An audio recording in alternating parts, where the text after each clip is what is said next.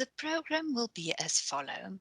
Dr. Matthew Moyo, the Chief Director, Library and Information Services, will open this writing workshop and welcome our guest speaker, colleagues and participants. Good morning, ladies and gentlemen, and a warm welcome to this grand proposal writing workshop. My name is Matthew Moyo, and I'm the Chief Director for the Library and Information Service here at the Northwest University. It is my pleasure and privilege to be opening this workshop, and I want to thank the organizers from the outset for bringing us together this morning. The theme for today's series of the grand proposal writing workshops being held here at our Vanderbijlpark campus of the Northwest University is formulating grant proposals for international funding.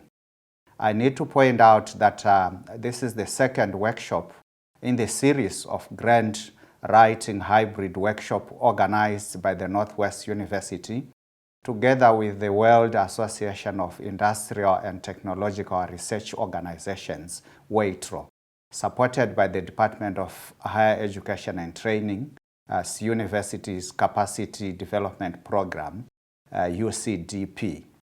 The purpose of the workshop series is to create an enabling environment for researchers and innovators across Africa to form consortia and collaborate to mobilize resources for research and innovation development programs across the continent. The Northwest University is proud to be the WAITRO's regional focal point for the Africa for 2021-22 cycle. Regional focal points are WAITRO member organizations in each region appointed by the WAITRO Secretariat as a special recognition for a member that wants to work with a secretariat to promote, organize, and serve its particular region. According to the WAITRO Secretariat, the formal beginning of RFPs dates back to the 1990 General Assembly, although regional focus groups were common from the very beginning of WAITRO. They were given a bigger role in networking activities when the Secretariat moved to SIRM in Malaysia in 2002.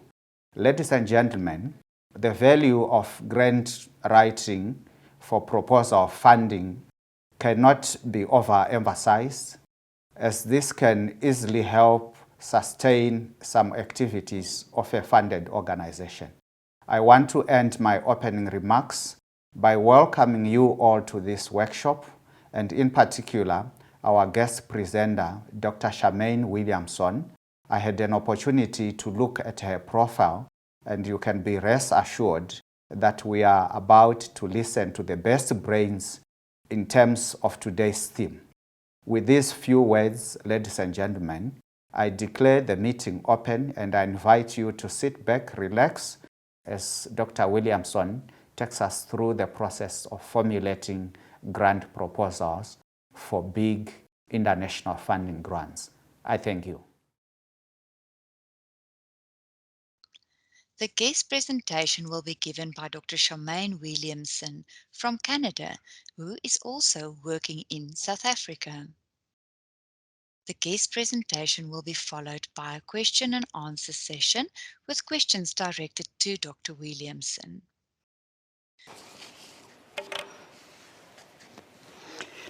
So good morning, everyone, as in every single one. And I think it's often an exception when the live presentation tends to be the exception to the rule rather than what we were used to when we used to have all these beamed in meetings, and that felt very different and unusual. And now this particular role feels quite different and unusual. But you're here, and many of you have made the commitment to come and spend some time residentially with this program, and we also acknowledge all the colleagues that are joining us via the virtual feed. and appreciate the fact that they are not perhaps in the dynamic nature of where we are today. It's lovely to be welcomed by the Northwest University. I'm definitely no stranger to the university. I've done a number of assignments with them.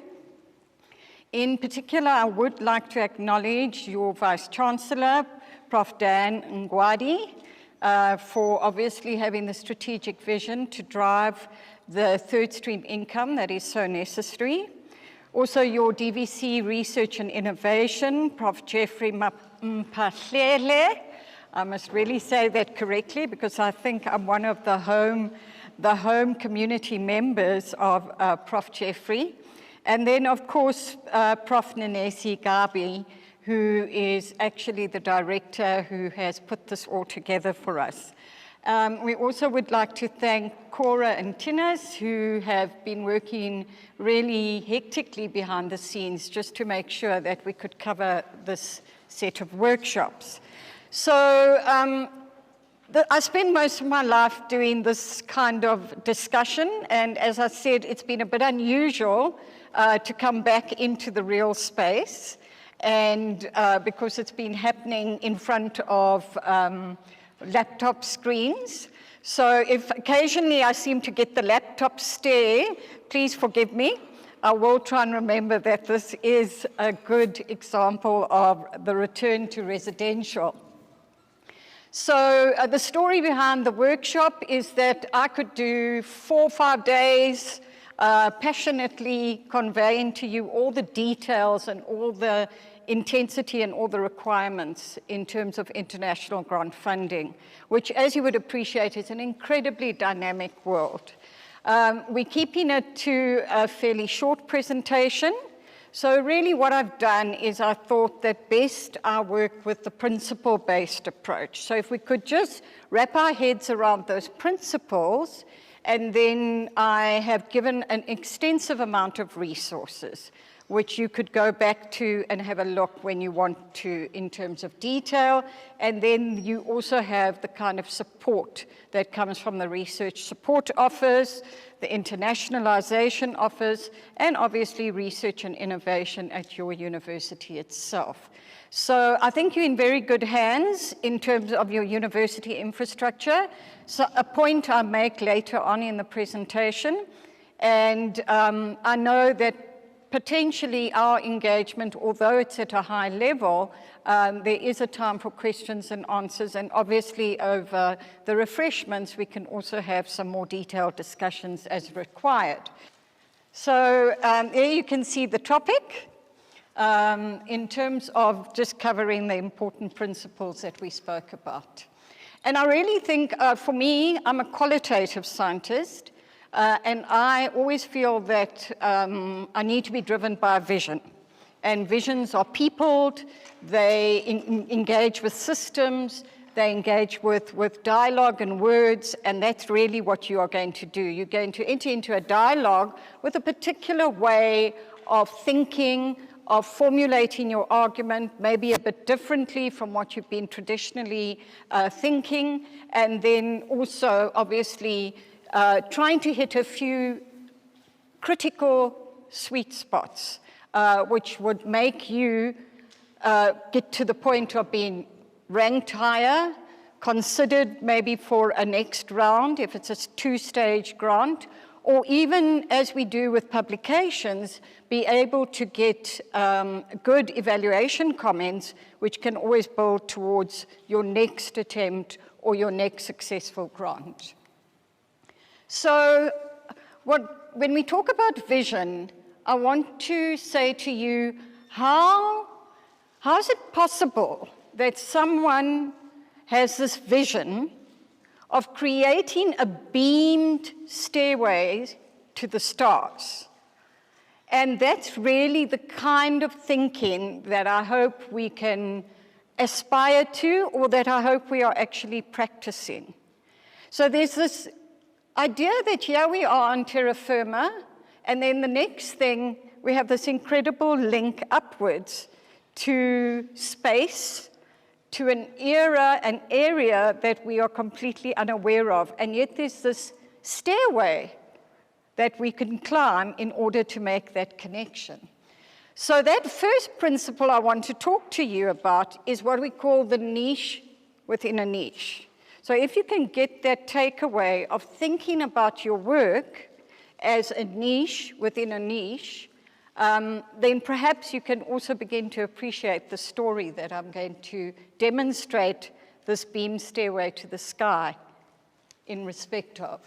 So having said that, because I've had the privilege of working with Northwest University and many other universities, I'm aware that the kind of innovation that I'm going to put forward, the niche within a niche thinking that I'm going to put forward, I'm aware that that already exists at Northwest University. And I've just given you an example of your centers of excellence, your research chairs, and including colleagues who have won awards in terms of their productivity of their research, their innovation impact. So what I'm trying to get there is that you are already within that community that should be able to incubate the niche within a niche thinking that I'm suggesting.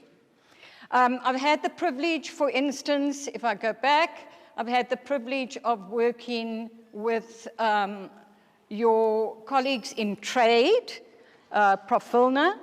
I've had the privilege of working with your ESCOM chair, and hopefully these kinds of programs continue to unfold and Northwest retains its competitive standing in terms of these real measures of success, both qualitative measures of success as well as quantitative.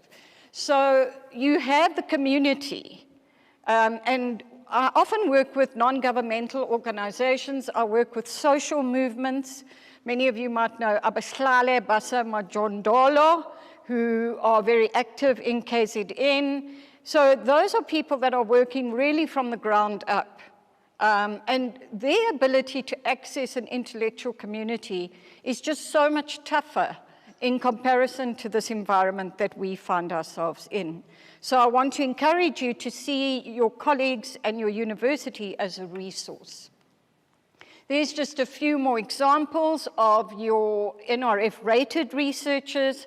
Again, this is your world. I certainly don't need to go into details.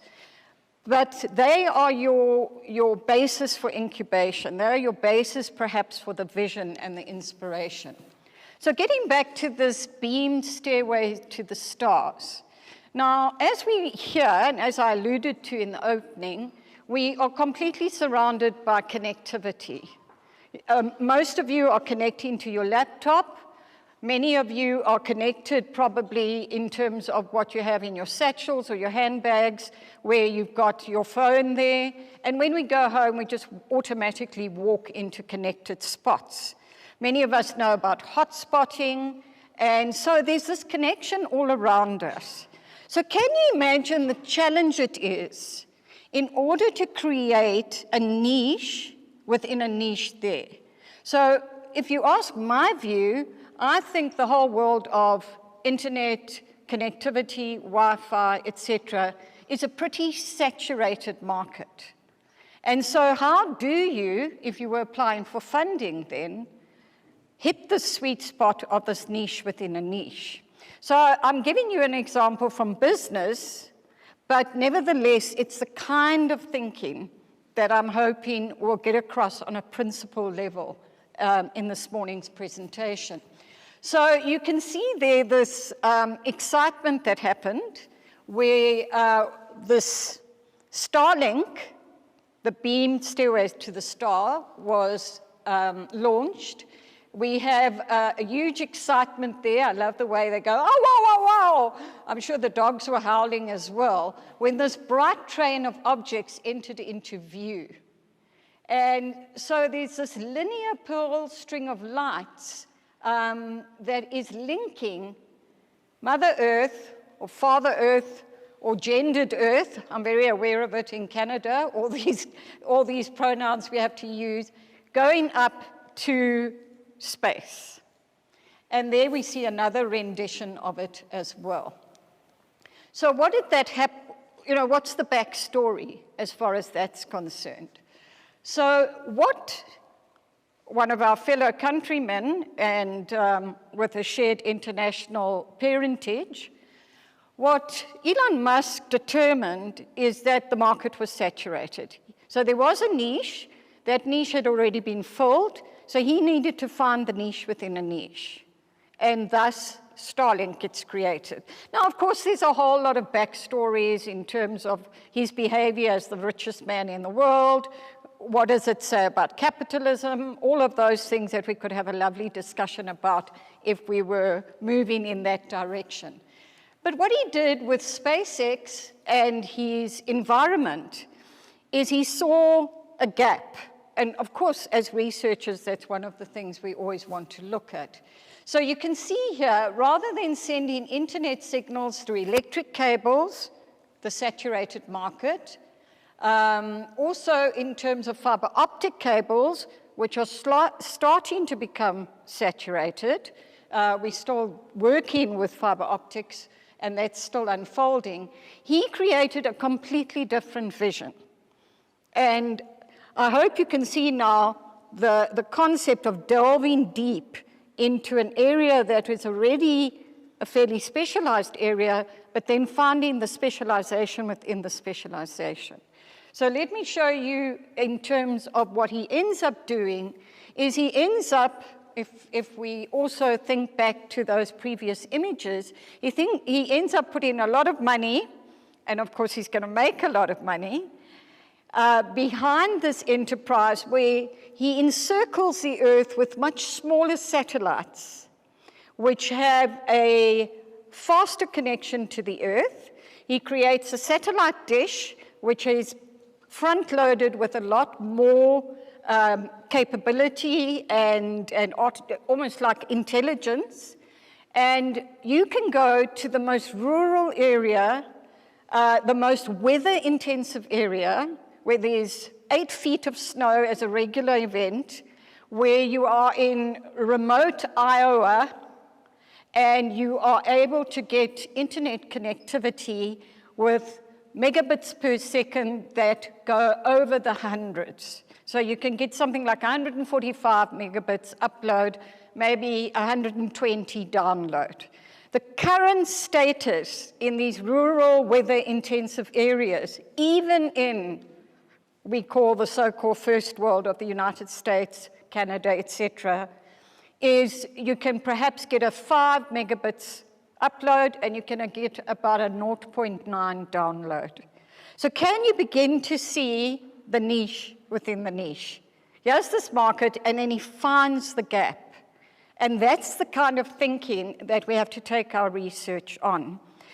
Just as a matter of interest, he did try and bring it to South Africa, and we, at this point, closed that door. But at the moment, he's out there talking about rolling it out over a further 27 countries. Currently, his main market is places like these deeply rural areas in big first world environments where connectivity is still essential and which are also weather intensive. By the way, he's even given the satellite dish a name. It's called Dishy. And if you come from my generation, Dishy was very handsome or gorgeous. So this satellite hopefully lives up to its gorgeous name. And it actually has its own ability to warm up so that it can deflect some of the extreme weather conditions. Great. So that's the idea of the niche within a niche and the principle that I just want to expand on. So what's critical about grant writing is the fact that one has to be aware, that one has to look at the fact that you are going to give the funder something that is going to be able to be measurable with your competition, out-competing your competition, and that's going to create a return on investment and a competitive nature of funding. Now, unfortunately, this is quite a dynamic slide, which we just technologically haven't, maybe we needed a version of Starlink to get us with these slides, but the colleagues that are joining us virtually will see this moving panoply of different currencies there. So Funding is competitive. You have to think of your niche within a niche. So follow the ideas, and then also obviously follow the money. So currently we have the launch of the new richest program for research grants in the world. And that is, for many of you might have known the framework contracts or the framework programs. You might have known Horizon 2020. We now have Horizon Europe. And that has a value of 95.5 billion euros, which they intend to spend over the next 7 years. And the calls are rolling every single day. And there are opportunities there in terms of being able to go and see where there would be a good alignment, but you have to work strategically. You have to work in this long vision, and you have to work with these smart principles, as I'm hoping that you will get an appreciation of today. So despite the fact that we have the richest fund in the world as far as research grants is concerned, what is also important is we have to keep up the advocacy. Because remember, funders are basically accounting to their own taxpayers or to their own governance structures. And we have to be able to rebalance and recalibrate in terms of saying, you know, remember, we have good scholarship here that exists just outside of Europe or exists outside of the global north. Be mindful of the fact that the global south has a contribution to make. So way back when Horizon 2020 happened in 2014 to 2020, I became involved in some focus groups, and as a result of that, just simply wrote an opinion piece in terms of two critical issues that, again, if I was sitting where you're sitting, and believe me, I have, I've sweated over many grants in my time, and co-sweated, but two principles that I felt needed to be made in terms of the participants that fed back to me what was happening in their universities. One was this idea of infrastructure, where their research infrastructure is underdeveloped.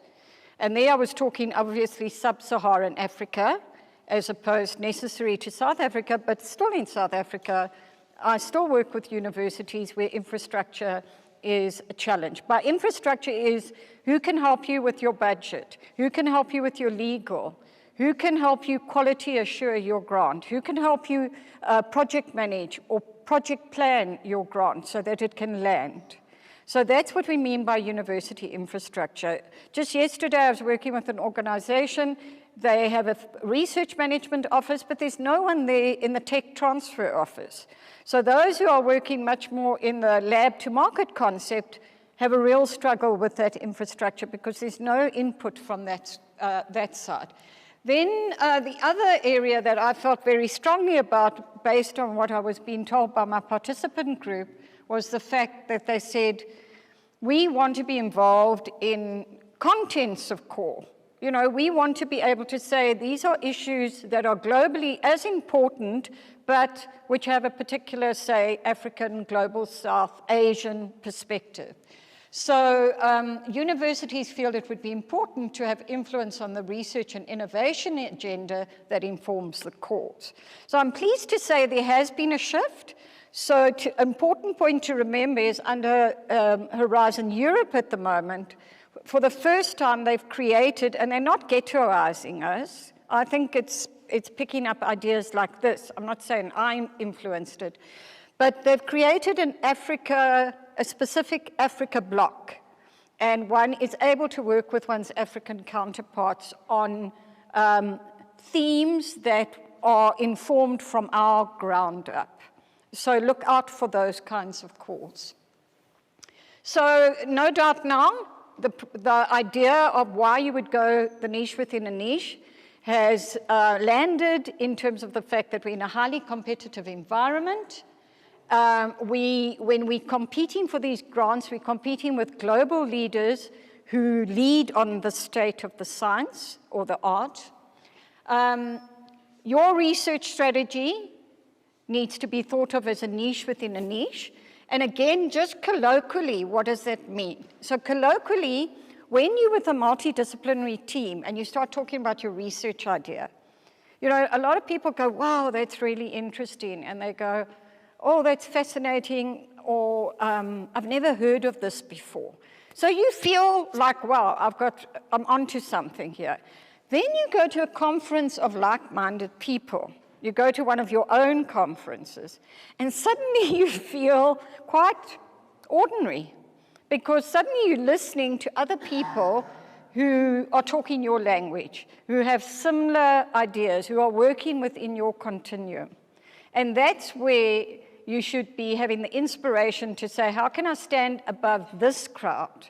Not my general crowd, but how can I stand above my crowd? And so it's still important to be attending conferences, to be linking into your disciplinary group. Even though grants are becoming very multidisciplinary, it's still important to determine what your peers are doing so that you can do that head up. So how do you carve out that niche within your research work in such a manner so that you stand out on excellence, impact, and implementation? So those are the three main criteria which inform the evaluation grids of most of these big international grants. So it's three criteria, but obviously you know the devil's in the detail. Colleagues, I'm sorry I keep doing this, but we have to be mindful of the fact that there's a beaming out there talking about building stairways to the skies. Yeah, we're building a stairway out there to the rest of the community. So as a result of that, I don't have the benefit of using the normal way in which a lecture can be done, where I'm just looking down as opposed to back. So I just wanted to highlight that. So what's the second principle then? So here you are, you've networked, you've remembered this idea of standing out in the niche within a niche as your principle. And now you have to go down that pathway. Let's hope it's not down the rabbit hole. Let's hope it's down the pathway. So how do you get to go down that pathway? You do what you normally do. You get on top of the state of your science, or art, or humanities, which means that you continue with your academic habits of being able to do your literature reviews, stay up to date with systematic or meta-analysis, stay up to date with integrated reviews, and you really need to stay up to date with your scholarship. So you need to know the state of your science. Once you've carved out your niche within a niche, you need to know what your state of your science is there. Now, the point that we forget about the state of our science, you can see here the OECD they actually address it directly. OECD has a development assistance community, and they basically keep a watchful eye on all kinds of funding throughout the world. So they already indicate the critical nature of the state of the science. But the trick, which I learned slightly later in my grant writing life, was don't go to your usual literature or your favorite authors. If you're going to apply for a fund in South Korea, so South Korea came out as one of the new donors, then you need to go and look what the scholars of South Korea are saying in that area. So in as much as you cite a journal publication when you're publishing in that same journal, equally you have to show this grant writing and cultural sensitivity to at least respect the scholarship of the country from whom you're asking for the money. So if you're applying in Canada, go and look at the Canadians. If you're applying in Belgium, go and look at what the Belgians are saying. Now, in the EU grants, you often have to have 3 member states involved. So again, as a courtesy, and also because you want to get on top of the science, you would then incorporate, say you had Germany, the Netherlands, and Poland, we would expect that you would have given at least some coverage of those authors and scholars. So that's what we mean by the principle of the state of science. Now, if you say that's great, but you know, journals often have this lag on them. So journals often, unless you're following the COVID journals now, which are moving very rapidly. So what I also recommend is there's a fantastic resource, whether you're applying for the EU or whether you're applying for other funding, there's a fantastic resource called Cordis, which you see here. And Cordis, I've given you the website. Cordis gives the completed projects and huge amounts of information, reports, popular flyers, the kind of language, the kind of terminology you need to write your grants. It is an absolute wealth of information. So even if you're not applying for a grant, but you're just going maybe to a conference, you may be meeting with like-minded colleagues, Cordis has got some fantastic applied examples of your research, because Cordis reports on all completed projects that have attracted this wealth of funding. So again, you're getting access to the kind of reporting from what, as I say, some of the leading minds in that field. And they also include the literature, you know, like the scholarly literature, but they also, I spend a lot of time actually just reading the project reports and trying to hear the language. So please make Cordis your new best friend. So state of the science, second principle. Third principle, related to building that beam stairway to the sky, is just to spend a moment saying to you, innovation is non-negotiable. And a lot of people say to me, but you know, how can I innovate? And I know that is a tough ask, and it involves a lot of lateral thinking, it involves a lot of reading, it involves a lot of trying to carve out how you can express innovation. So this, for me, blew me away. Here I was, sort of feeling very untraveled in the midst of COVID, where we all kind of lost our travel legs. And suddenly I land in Toronto airport, and I want some refreshments, and I'm looking for a good old-fashioned little coffee shop, a Wimpy, even the Golden Arches, just to have a cup of coffee and something to eat. And throughout the airport, I'm confronted with this. This has become the way in which you order, eat, drink, and be merry. The merry part is the play part. But this is the way you order any kind of refreshment in Toronto airport. And when I was chatting to one of the managers there, just because I was intrigued, they said that this is a system that's going to roll out in a number of airports. So clearly it's got a kind of COVID idea behind it. I'm not entirely sure. But basically you come, there's just seats all over. You sit down, and then you can catch up on the news. You can see what is happening with your flight there.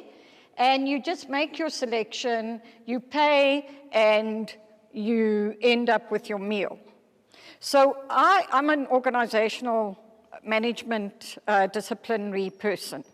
I don't want to call myself a scientist, but sometimes I'm too fluffy. So what I found when I analyzed this is it replaces 8 engagements. Instead of 8 engagements with a server, it ends up where you have 1 engagement. The only time you see a real person is when your food actually arrives on the plate. So, okay, there's huge implications there about precarious nature of labor, casualization, blah-de-blah, but, and I don't mean blah-de-blah disrespectfully, but nevertheless, this is the way in which the world seems to be moving. So it's a very simple concept of how do I get served in a restaurant, but believe me, it really has prompted me to think. I've spent a lot of time talking with other management students, just all of us discussing the implications of this kind of idea. So that is just an inspiration about how do we innovate. But for you, you want to say, okay, give me the words, give me the terminology for innovation. So if you, this aspiring grant writer, to understand how you can innovate in this particular disciplinary area. So therefore, I'm not going to go into detail about how one would do it because I'm not that kind of expert, but it means opening up innovation that we don't think about it only. I showed you technological and organizational and business type innovation, but we can open up our innovation in other areas. So social innovation, human-centered innovation, even frugal innovation.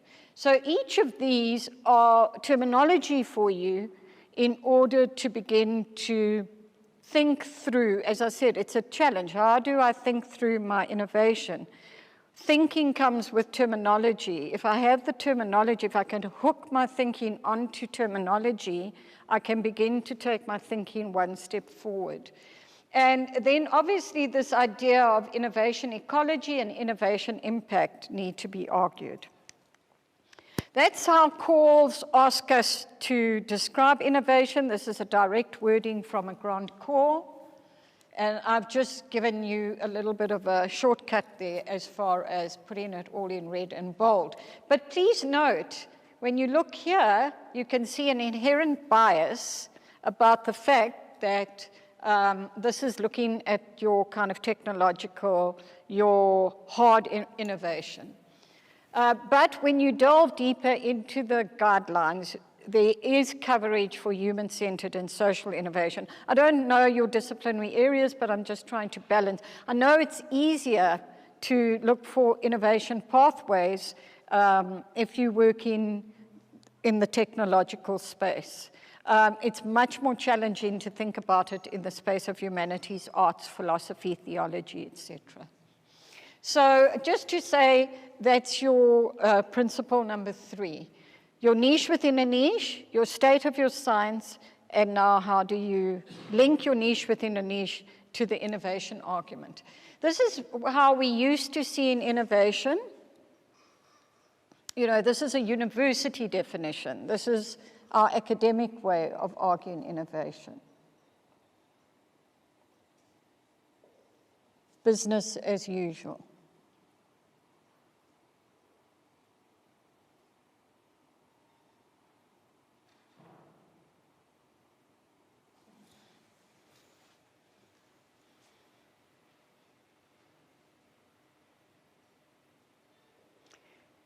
So that means we have to go for the sweet spot there. Because what I've been doing in the last bits of time that I've had with you is I've been declaring the criteria and the modalities of funders, and I've been giving you a different framework. I'm signaling to you that it's systems thinking, and I'm saying we need to formulate and write in another genre. Whereas a lot of the time, this is where we are. And so I'm shifting you through principles, which obviously you have to go out and practice. I'm shifting you through those principles into that sweet spot. So the systems thinking, some of you might or might not work in systems theory and systems thinking, but I can assure you I've done extensive analysis of many, many grant instruments, and they all work on this basis. You know, basically the input, if you can get resources and input, can you perform the activities with those resources? Those activities will lead to outputs. If you aggregate those outputs, you stitch them up, you cluster them, you can indicate that you've achieved your project outcomes, and then if there are enough of you working together across the world or from different spaces, when you add that all together, the idea is to get to impact. So again, I'm coming back to this terminology thing. We spoke about the terminology with innovation. Now I'm speaking about the terminology that you will find in a lot of funding instruments, which is systems thinking innovation. What's also, there's almost these tripwires, and later on you see I actually do a graphical representation of tripwires. So there's tripwires in that many grant writing guidelines will ask you for what they call the intervention logic, which is what we intend to do in the future. So our objective is 2. Our activities are 2. But at the same time, there are questions that will ask you not for the startup logic, the intervention logic, but will ask you for end goal logic. So you have to end up thinking with dual lenses to say, if I intend to do this, it will lead to that.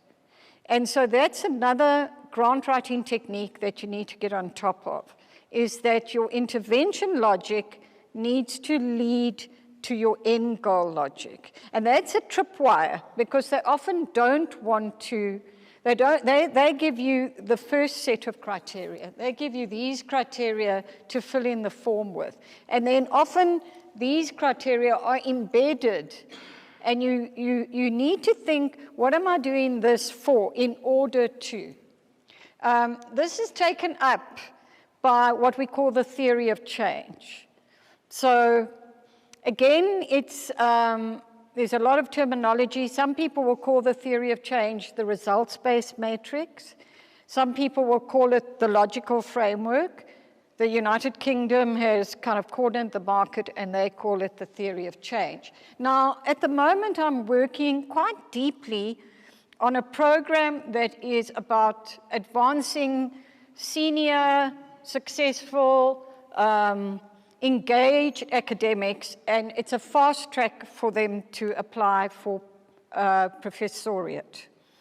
And so one of their requirements is that they have to have written a grant proposal, and hopefully it got the grant awarded. So I've been deep in a lot of academics writing grants over the last year, and of course in other examples. But, you know, I'm taking it is a given that I'm getting really good thinking from this particular group that I'm working with.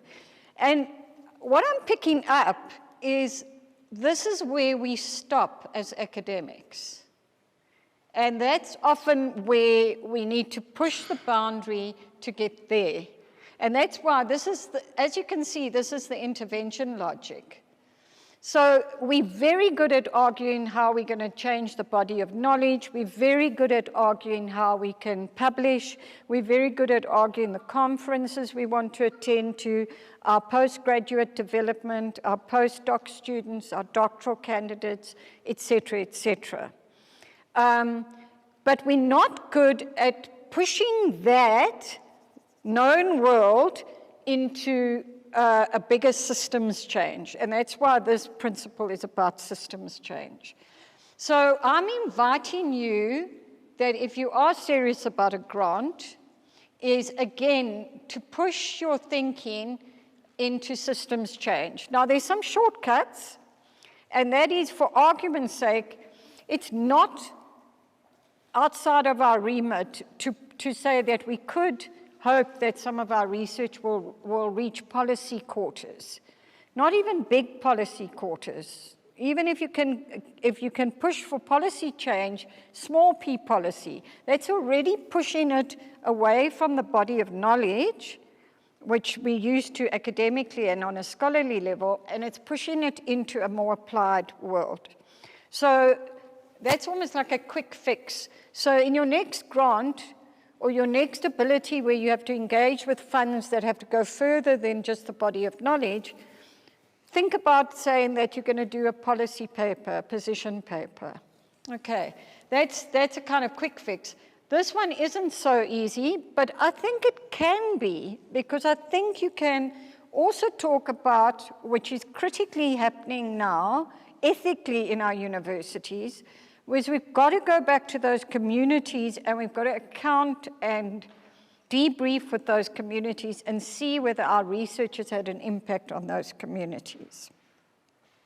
So from that point of view, you just have to articulate that. So I don't think academics don't think about it. I think that we think about it, but we're so trained and immersed in arguing this, because this is how we build our careers, that we forget when we write grants that we are accounting to a much wider applied environment and a much wider system.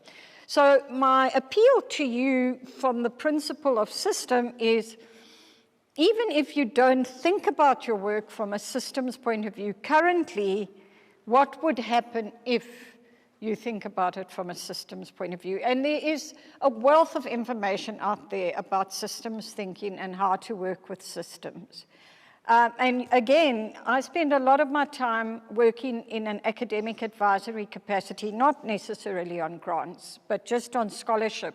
And I'm amazed at how we need to cross conceptual thresholds, even in our purely scholarly work, to realize that we are always working in a broader system. It's kind of the reality. It's like the reality that we're surrounded by connectivity.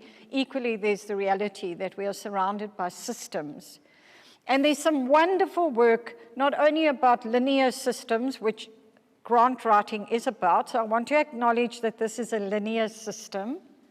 But there's some wonderful work about how you can weave and think through some of the more complex requirements of systems, including things like innovation, change, impact, etc.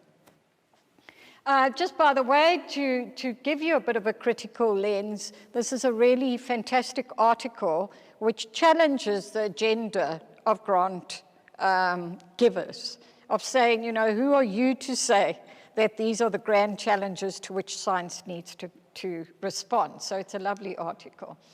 So from that point of view, I just want to signal, because I need to wrap up, that in order to write a successful grant, you have to have dual lenses. You have to work at 2 levels of theory and 2 levels of methodology. So we've already established that the level of theory is the theory of change. It's a pretty stable theory that works with grant writing and grant proposals and grant formulation. So, and I've just highlighted what that theory of change looks like.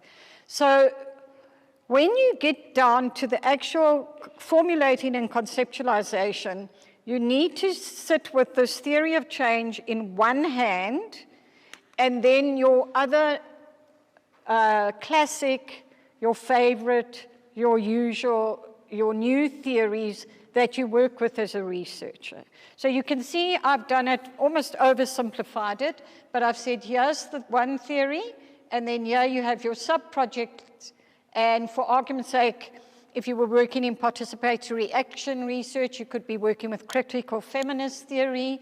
If you were working in terms of publishing a monograph or a policy paper, you might bring in social innovation theory to bring the policymakers on board.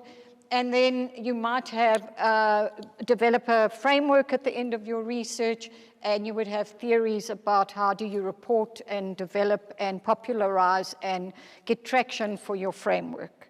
So these are your theories as you are used to, but you have to bring in that level of theory. And that's why project planning, giving yourself lead time, conceptualizing on 2 levels is important. Equally, we do it with methodology. So with methodology, you will always, even if it's not asked, sometimes we are asked for a logical framework or a results-based matrix or a theory of chain of events. Sometimes it's embedded in the language of the guidelines, but you will always have that proposal methodology or project management methodology at the top, and it crafts your thinking, and it actually drives your logic as you're writing. So you need to pick up when you pick up a call, you'll see it's pushing you in a particular logic. But at the same time, that doesn't mean when you're arguing for your research that you lose sight of the methodologies for your research. So here again, we've got participatory action research as the methodology. Here we have how do you write a policy paper? So you would have maybe sort of, again, a critical lens, or you might be working in situational analysis, following Adele Clark, for instance, to write the policy paper, and then you might have a particular theory, a design-based research methodology, which will show you how you can get it from design phase into applied phase. So what's really, really therefore important when we look at the system of grant writing is A, it's a system. B, we push it beyond our classic knowledge-based system that we always want to argue with. C, we think on two levels. We think at the overarching project and program level, which includes a theoretical dimension and a methodological dimension. But that doesn't mean we lose sight of who we are, because we're applying for a research grant, so we still have to argue for our research and our scholarship. How am I doing for time? Probably over. Okay. So that's what the logical framework matrix looks like, just in case you didn't exactly know what I was talking about, in order to say, and you can see again, here's your intervention logic with some of your end goal logic also showing. So this again is an overarching methodology. I've analyzed calls from Belgium, I've analyzed calls from Saudi Arabia, I've analyzed calls from the US, I've analyzed calls from South Africa. And all of them have some form of this kind of thinking and logic embedded in the grant dossier. Unless it's, and I'm going to do a caveat, unless you are lucky enough just to get almost like a one-liner guideline that says, simply argue for the state of your science and argue for a grant to show us that you're the most excellent in this particular area. But again, that's incredibly rare, because the instrument that's most likely to look like that is what we call the European Research Council grant. And again, I've analyzed that, and embedded in there is this idea of, so what are going to be your inputs? How do you intend to use your excellence in your research to actually get the kind of conceptual advancements that you're arguing for? And then there's always the question of impact. And then, of course, innovation and a niche within a niche comes into it. So that's really what I mean here when I say you're always going to have this proposal or project management methodology somewhere embedded in a guideline or an application form or a framework document. Even the NRF ones, it's couched, but if you do a proper discourse analysis, you'll find it there. And an appeal to you that you don't throw the baby out with the bathwater, because you're an excellent scientist, and you still have to argue at that level, and you still have to argue at that level. But it's the dialectic of these two levels that you're having to manage. And in this work that I'm doing with these very aspirant, talented group of scholars, is they're always great at these levels. And it just is a question of reframing and doing a little bit of background work to say, how can I reframe so that I argue both within my expertise, theoretical and methodological, and the kind of expertise that I'm gradually acquiring, which is program project management expertise. So there are lots of resources about the log frame. Some instruments will actually ask you to do a log frame, and that's a real tough ask, but there are huge resources available. Remember, funders spend a lot of time building their own systems so that we spend the money successfully. So there's it's a lobby area when I was involved at a government-to-government level, where we would argue to say you're spending more money on consultants than you are on the actual funds that you should be devoting to the people on the ground. But that's another story for another day. So remember I said they're tripwires. Normally, if this was animated, you've got Tom Cruise in Mission Impossible, and he's jumping through these tripwires. Hopefully the colleagues connecting virtually can see it happening. But that's what you feel like when you are involved in grant writing. You have to keep being ahead, and you have to say, what is this tripwire, and how can I jump over it? And this morning's session was just to give you some of what I think, if I was starting out, or even if I was midway through what I was doing, I would want some principles that I can anchor my work in that can push my own thinking further along the line. Because I don't know if you like me, but I just find that sometimes I tend to think always in the same way, and I just wish that, you know, somewhere along the line, when I'm stuck in my own way of thinking, I would get a few more principles that would push me. So I spend a lot of time going out there deliberately looking for principles that can open up the next possibility. And hence my, even though I have an issue about how Elon Musk is behaving at the moment, I'm still inspired by his beam stairway to the stairway to heaven, and or you know, that's a good old Led Zeppelin song. I'm giving away my age, and I'm still inspired by going to an airport and encountering all these weird and wonderful ways in which I can order a hamburger. Right. So. Last principle is your argument. Now, this is also a non-negotiable in these big funding instruments, is you need to argue what readiness your research is at.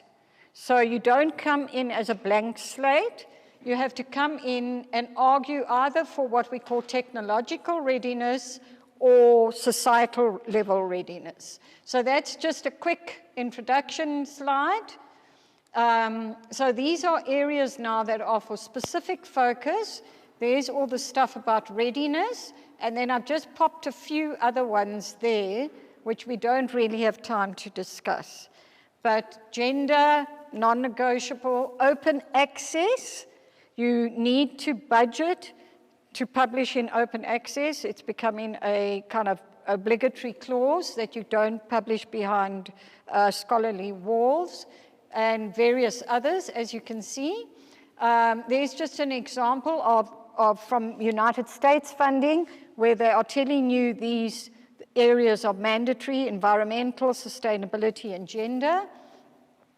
That's what the technological readiness level looks like. I'll just give you a moment to just read it through. You engage with it post the session. It came from NASA. NASA were the first people to speak about the ability to be technologically ready in a gradiated, stage-wise approach. Thank heavens. And then, as we've seen, what the unfortunate consequences are when the technological readiness is not there. So you will now, in a lot of these instruments, find actual questions that say, where's your technological readiness? If you can't argue for technological readiness because your disciplinary area doesn't belong there, over the last few years, they've developed the societal readiness levels. They're still very much couched in fairly technical language, but again, we need to wordsmith them so that they become more aligned to the humanities or the social or applied sciences or the philosophical sciences in which we're working. And again, they work from SR1 to SR9. And then I was fortunate to work with a colleague in Ireland, Hyperion, Sean.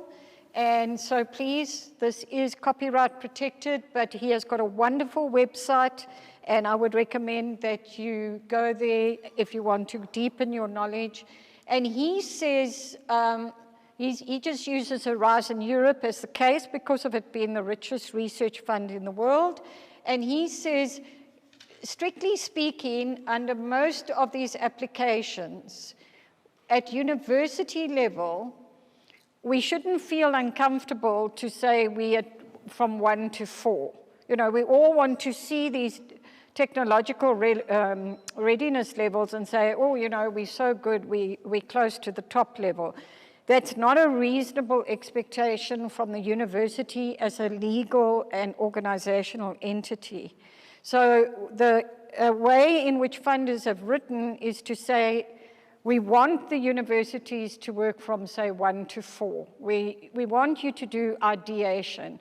We want you to think about concept formation. We want you to do piloting and prototyping. And then if you need to go further, as you can see there, you end up working with accelerator, tech transfer programs, innovative programs. So this becomes industry and society, whereas these levels, so it's quite useful to claim anything from 1 to about 4 if you have to answer that response in a grant application. So I just wanted to, because when I first saw these technological readiness, especially the societal readiness levels, you know, automatically I'm thinking, well, I want to be ambitious and go higher, and it's good to know what's fit for purpose. So 1 to 4 is fit for purpose for universities. So hopefully I've given you a bit of building blocks for your strategy, and hopefully, obviously, there's a whole lot of words that should appear here. So the words are that you should have ideas, you should think about developing a proposal, you should have a goal, you should have strategies, and you should be able to integrate and work through a funding proposal just in terms of like just getting your feet wet in terms of saying, well, I'm going to just attempt between now and, say, 6 months' time, just to find an appropriate area if you want to go. I'm assuming you're here because you are interested in grant funding. It's not like when they gave Ed Sheeran his honorary doctorate and the hall was completely overwhelmed and everyone went to the doctoral ceremony to see Ed Sheeran's honorary doctorate, and those poor normal doctorate candidates didn't get there. So you didn't come for the Ed Sheeran honorary doctorate. Hopefully you came for the fit for purpose for your own career planning as we go forward. Right, so again, a lovely dynamic slide that normally works, but hopefully it just sort of pulls together the idea that there are funding opportunities out there, tough and competitive, that you do think about them in a project level, but of course they'll start with your ideas, and the idea of systems thinking is to push them into an applied solution-based thinking in terms of that being appropriate to your disciplinary area. So any concluding thoughts? I know I can hand over to Tinus now and to see whether he can elicit any questions or comments as he chairs this next session. And I'll just stay up here. Okay, we've got one question virtually from Dr. Mulale. He says, in the humanities, it is difficult to quantify the extent of funding needed, especially because we do not work with experiments needing large equipment. One is always limited to requests funding for field trips, physical and data collection meetings where human beings are your research subject, conferences, presentations, appointments of research assistants, etc. All these may cost far less than typical grant applications in the natural sciences. Would you say this is a disadvantage for applications in the humanities? It is low amounts of funding requests as compared to the other STEM sciences applications. So, number one, I really, really battled to hear some of the background to that. Just give me the gist of the question, though. So this here is definitely genuinely this color, and with it, it goes with the genuine hearing deficit that goes with hair of this color. I think the crux of the case is that he wants to know if it's a disadvantage for applications in the humanities rather than the other fields of science. Yeah. Because of limited funds. No, I hear that. Okay, so just in terms of answering one of those questions that's come from the virtual group, yes, as I indicated, think about the example I gave of embarrassment in 19th century literature. when you've got a funder that say and argue innovation, argue for impact to society, etc., etc. So there are what we call bottom-up calls, and those bottom-up calls are often saying, what is your scholarship? And now you have to persuade and you have to formulate your scholarship in such a way that your science or your scholarship is it's open-ended, and this instrument allows you to respond no matter whether you're doing embarrassment in 19th century English literature or whether you are doing the next stage of development for SpaceX and this relevance of Starlink, which obviously would be taken up and inspire many more businesses and people. So yes, the humanities do often get a tougher environment to work in. I'm not going to sugarcoat that. I am indicating that there are certain ways in which you can handle that by choosing bottom-up calls rather than top-down calls, because a lot of top-down calls are arranged in thematic clusters, and those thematic clusters address the agenda of the funder, and that's why I gave you the Nigel Fielding article, because that addresses this idea of who sets these clusters, who sets these challenges. I've done an analysis as well, and the analysis is that, and you can do it on Cordis as well. I've only done it in Cordis because it's the biggest repository. I've just done it on the basis of quant and qual, or quant and mixed methods, qual mixed methods, and it's about 50% less in qual. So in Canada, I've been doing quite a bit of work in terms of combining the best of qualitative writing and methodologies with grant applications, because it's a much more than competitive environment. However, having said that, there is still a good percentage of purely qualitative research that is, and by qualitative, I'm therefore linking in with the humanities. So our colleague there is accurately reading the environment, but the door isn't entirely closed in terms of that.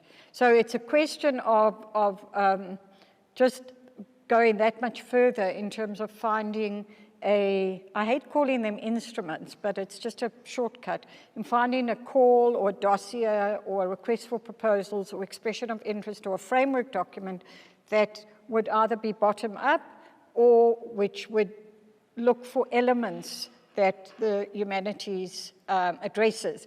And that's where I indicate where the systems thinking is so important. So again, one's thinking of one's scholarship in a narrow way, and you can open it up and say, what would happen if I thought about this much more in terms of an applied system, which is where I'm spending a lot of my work at the moment, is working on that edge. Academics go that far, and how do we push them to the next edge? So again, useful to think about your specific topic in terms of systems thinking. That might also help to open up a few other examples. I can give you one example. A Canadian fund that I worked on was involved in the quality of spend.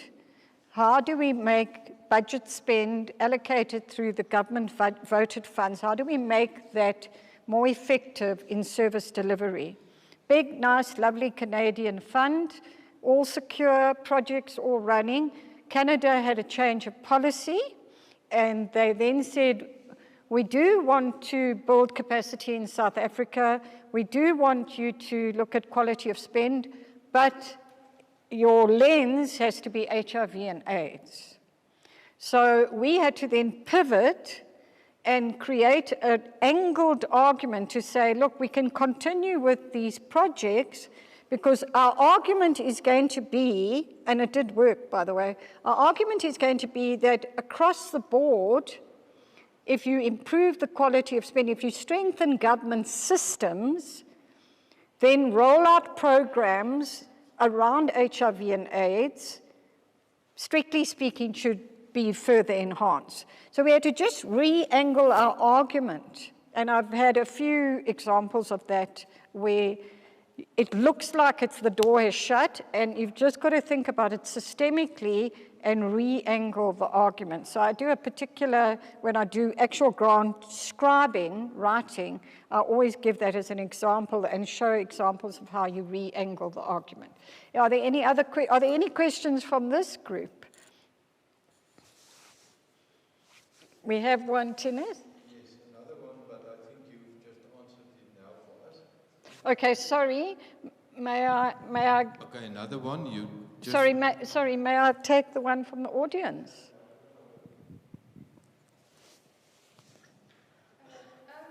I'm just enjoying the live interaction as well as the cyber. Sorry, you have to work. It's also because it's beaming out, the hybrid.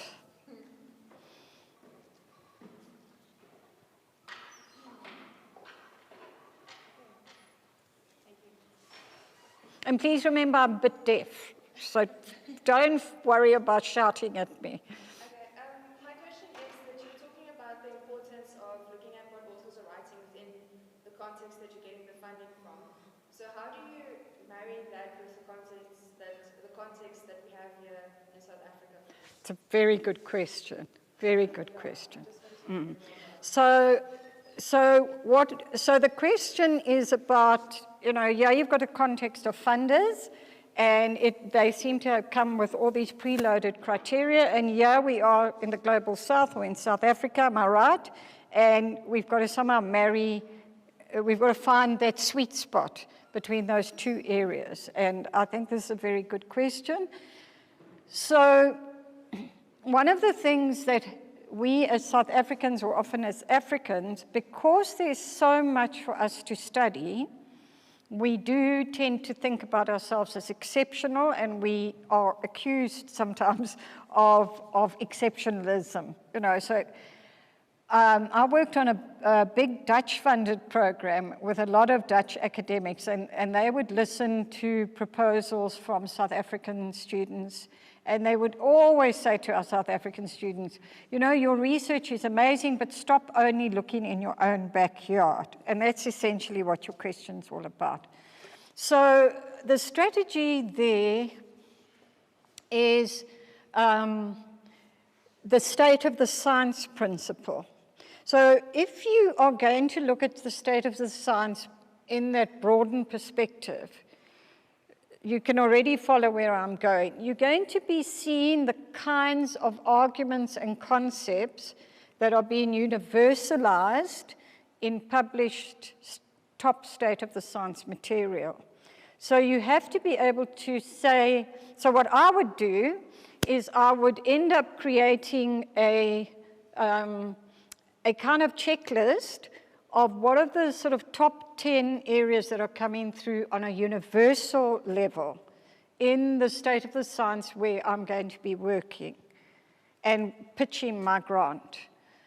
And then to take that and see, can I weave, because it's a matter of interweaving those criteria into my particular research. So in many ways, we try and do that with doctoral candidates. So again, working with doctoral candidates, and they say, you read through the proposal and they say, my original contribution for my doctorate is I'm doing this study because it's never been done in South Africa before. So they don't get past that statement if I'm on that peer review group, because that's not an original novel contribution that we expect from our PhDs, nowhere in the world. So you cannot argue that it's only your context. So that's why I then say to them, universalize your context. What are the universal elements of your context that may be interwoven into, and that's, you know where you are. Then you're again in systems thinking. And that's why it's always important to have that principle of systems. So I'll give you an actual example. I did this exercise with a group, again, grant writing in person, and I said, okay, go and just write the title of your study. So a delightful idea, a passionate student. So she came back with the title and she said, Exploring Violence in Education within Rural Schools. And now she wanted to go along and write the grant about how do you tackle violence in rural schools. So then I just kept quiet, and the brief was that she was applying for an EU fund. So I just kept quiet, and I said to the group, so, is there a problem with this title? And, you know, unanimously, they argued and they said, but it is research in our own backyard, because in South Africa, we have a preponderance of rural schools, and in Europe, it's so rare to find a rural school. So that exceptionalism has to be, she had to iron out that exceptionalism somehow. So essentially, her cell in her title had to be about exploring violence in schools. And then her sample, we're not saying throw out your research, but then her sample would perhaps potentially say, this is not so much about rurality only, but it's also about being marginalized, which in Europe is a big issue about, you know, how migrants feel when they come there. And in 2019, I went to South Africa, and the EU have a joint consultative council, and they sometimes invite people to come in from academia or who know the world, you know, the world of granting and whatever. And as an adjunct to that, I went and called in on what they call the External Action Services of the EU, who basically advise on what's going to happen in the trends for Southern Africa, for West Africa, whatever. And I went in and I said, okay, what are the three big trends that you think are going to come forward where funding is going to be? So one of them was like all levels of accountability. The next one was the radicalization of youth, and the third one was migrants. So they said, you know, in the future, this is what we are expecting. It was at the same time, you'll remember, as fees must fall. So I started my conversation about the youth, just saying, well, you know, here's the spectrum in South Africa, here's a policy position of radical economic transformation, which you all know is a policy position that we're still seeing, and it's kind of getting diluted. So I start to speak to my European counterparts, thinking that I'll start that conversation about radical economic transformation, and also about how we can maybe put some projects through. Their way of talking about radicalization of youth was a completely different argument. So again, it's that question of how we had to build those bridges. And they seen it they're not seeing it as fees must fall and radical economic transformation. They're seeing it within that particular mindset that Europe's coming from in terms of recruitment into so-called terrorist organization. So when they looked at me blankly when I started on about this, and then I realized this isn't what they're talking about. So again, there's that question of realizing that the two terminologies in the two worlds didn't necessarily work. So hopefully you have a way in which you can think it through. Sorry, there was another question from...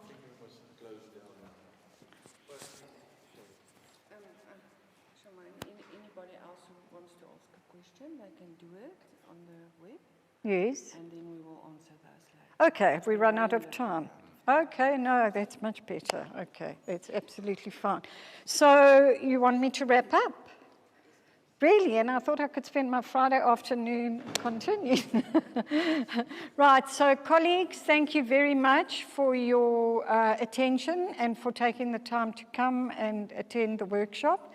And I hope that you have a number of useful principles going forward, but perhaps mostly I hope that there's some level of inspiration to kind of balance the books a little bit so that we can keep the Global South still participating in these grants.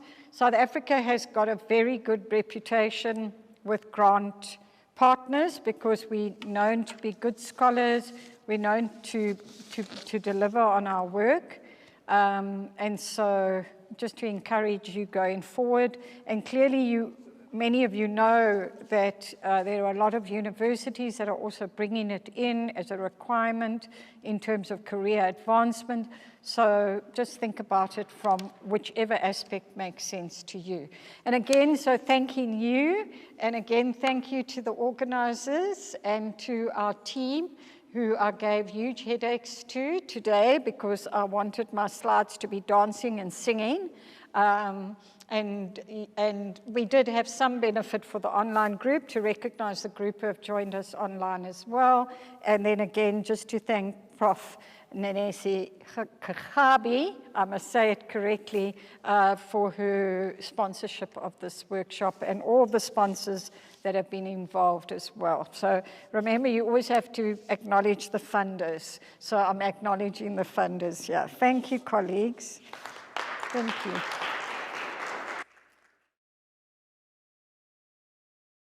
Honorable Program Director, Prof. Mitzi Wisi, our most valued guest, Dr. Charmaine Williamson, distinguished guest, ladies and gentlemen, it has been my privilege to have been asked to propose the vote of thanks for this particular workshop.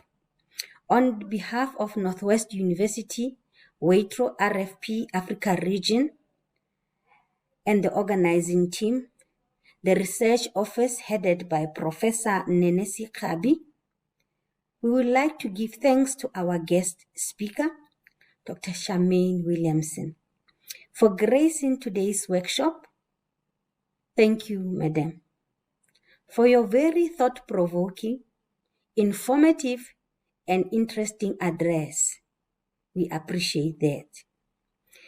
Secondly, I would like to thank the Program Director, Prof. Mitzi Wisi, Dr. Matthew Moyo, Mr. Tinus Foster, Dr. Batsheba Mbongwe, for their running of the entire program.